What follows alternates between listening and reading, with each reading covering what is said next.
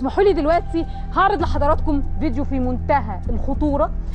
مدير أحد المراكز الإسرائيلية، مراكز دراسات معروفة في إسرائيل، أعتقد أنه سجل لي هذه اللقطات وهو يدلي بمحاضرة. المهم في المضمون بيديهم محاضرة عن أن إسرائيل أصبحت الآن وبلا فخر، يعني من وجهة نظره آمنة تماما، وأن فكرة الخوف من وجود جيش قوي من الممكن أن يناصبها العداء أو أنه يعتدي عليها أو أنه حتى يرد اعتداءها باعتداء أو اعتداءها بالرد، ده شيء أصبح يعني منتهي إلى الأبد.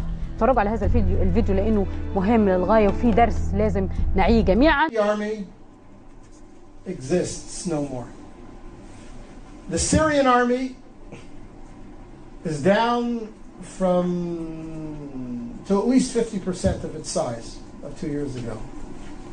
The Egyptian army, all of its 14 divisions, maybe 7 are in any way active, not corroded, corrupt, falling apart.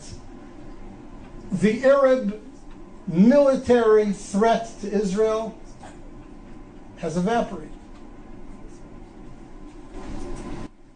Arab societies, as you all know, from Libya and Tunisia through Egypt to Syria, and it'll yet, unfortunately, come to Jordan, are so convulsed with internal conflict that for the next 2 to 3 to 4 decades, they're going to be racked by such internal tensions and such internal economic disparities and needs that their ability to mount a coordinated offensive against Israel in the conventional military sense is simply gone. It's gone. It's gone. So before we start discussing all the threats and the emerging threats and the dangers that are posed to Israel from the crumbling of the old Arab architecture around Israel, first let's recognize that the conventional military threat against Israel has greatly disappeared. And that is a net gain for Israel. It has tremendous long-term significance.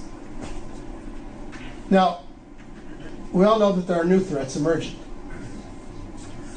What was the authoritarian control over countries like Egypt, where the security services had penetrated every element in society. You couldn't burp, you couldn't breathe, you couldn't blow your nose without somebody in the security services knowing about it. That's all gone.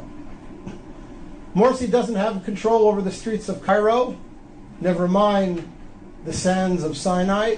And whoever emerges as the leader or one of the leaders in Syria towards the future will never have the same authoritarian control over the country that Assad's mukhabarat, his security services, had.